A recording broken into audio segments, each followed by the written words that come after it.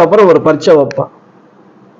நீ என்னை எப்படி மனசார நேசிக்கிறியா அப்படின்னு. ரொம்ப பேரு இந்த வாராகி வச்சுட்டு கோயில்ல எங்கேயா வச்சுட்டு ரொம்ப கஷ்டப்படுவாங்க. ஏன் அந்த கஷ்டம்?